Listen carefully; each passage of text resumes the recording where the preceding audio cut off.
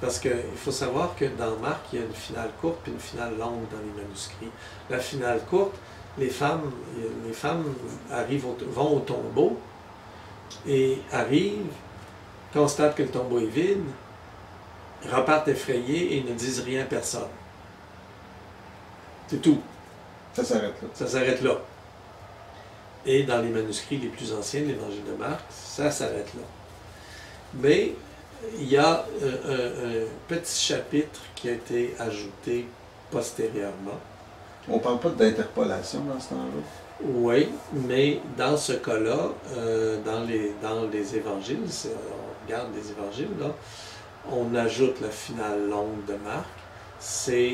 Tantôt je parlais de critique textuelle, là, ça c'est peut-être le plus gros morceau. Là, il y a un petit chapitre après qui raconte les apparitions. Qui est-tu d'une teneur différente sur le plan? Qui est manifestement influencé par Matthieu, par le texte de Matthieu, qui lui raconte des apparitions. OK, c'est comme s'il y a un complément à Marc après Matthieu.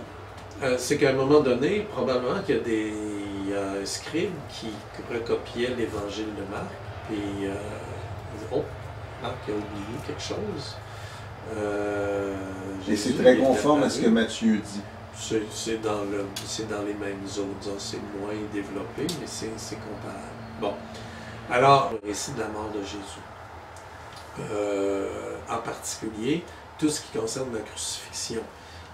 L'éponge tendue, bon, le vinaigre, les clous, tout ça, c'est emprunté aux psaumes ou aux prophéties des Écritures. Et oui, essentiellement, c'est ce qu'on peut dire.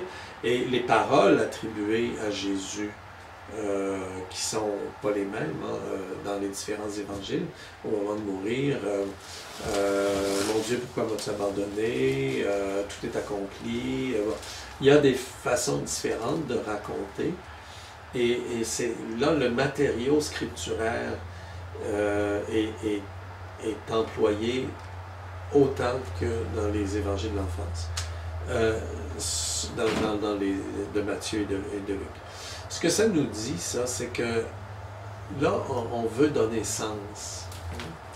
Et on veut donner sens dans le récit en racontant. Écoute, le problème, là, Jésus, c'est le Messie. Tu sais, bon, puis certains attendaient qu'il repousse les Romains, ou qu'il y a un ciel nouveau puis une terre nouvelle, puis bang, il est crucifié.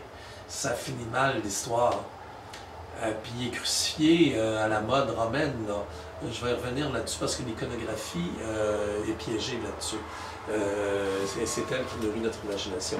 Alors, les rédacteurs des récits de la mort, là, il faut qu'à travers le récit qu'ils font, ils démontrent que Jésus, même sur la mort, c'est le Messie. Alors quand il dit « Mon Dieu, pourquoi m'as-tu abandonné ?» c'est la première phrase du psaume 22. Puis quand on lit le psaume 22 au complet, ça commence comme ça, puis c'est quelqu'un qui est dans la misère absolue, qui crie vers Dieu, mais là, Dieu répond, puis ça finit que c'est un chant de victoire. Alors, mettre ces premiers mots-là dans la bouche de Jésus au moment de mourir, c'est dire, les Juifs connaissent les psaumes, c'est finalement dire, c'est lui le Messie, là. Celui qui parle dans le psaume, c'est bien lui. Alors c'est comme ça que ces récits-là, le récit de la crucifixion, sont construits. C'est effectivement. Oui.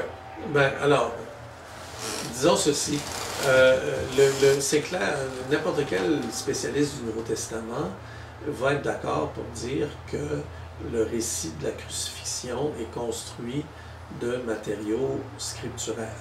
C'est l'adjectif pour dire emprunté aux Écritures juives.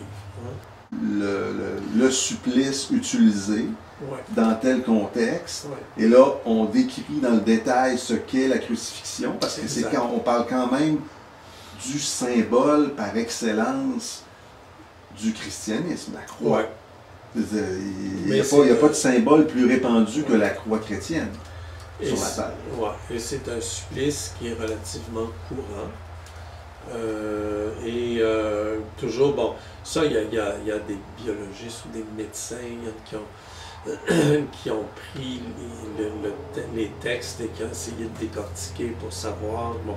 Mais ce qui a pu se passer exactement, ce qu'on sait, c'est qu'un crucifié meurt asphyxié. Au moment de mourir, il ne peut pas parler.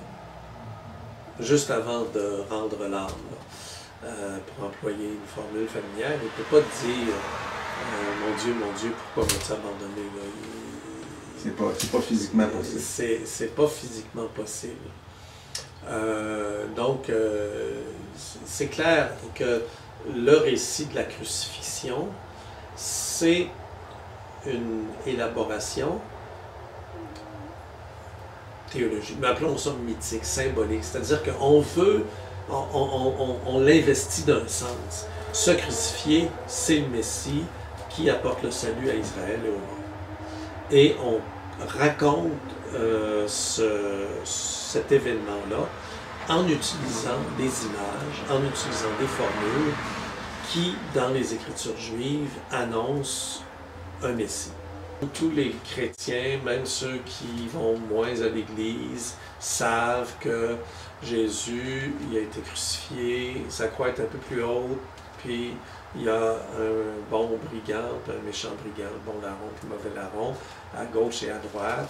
Et puis, c'est sur une petite montagne, puis Jésus il est sur la partie la plus haute de la montagne. C'est une formidable mise en scène, ça nous dit, évidemment, peut-on imaginer que Jésus est crucifié dans quelque part à l'extérieur des murs de la ville où il y a un paquet de poteaux prêts pour recevoir des suppliciés. Il y en a qui sont encore là, suspendus à moitié pourris, d'autres, et puis bon, là, Jésus, ils l'ont mis sur celui qui était libre, et puis bon, mais ça fait pas une image, hein? Mais on ne le sait pas. Bon, dans le récit, on dit que bon, il y en a un à sa droite, un à sa gauche, ce qui déjà le place au centre.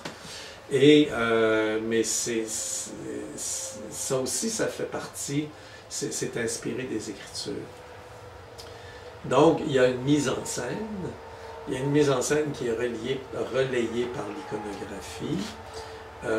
Qui a mention théologique oui, dans la mise en scène. Dans la mise en scène. Et dans l'iconographie, ensuite, ben, on encrypte ça dans la mémoire collective. Ouais.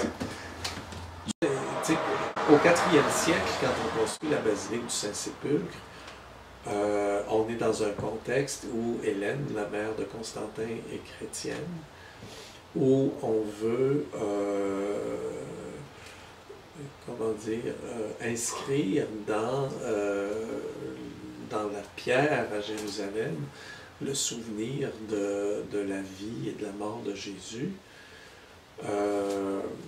On n'a pas d'archéologue qui commence à ergoter sur où passaient les murs dans les années 30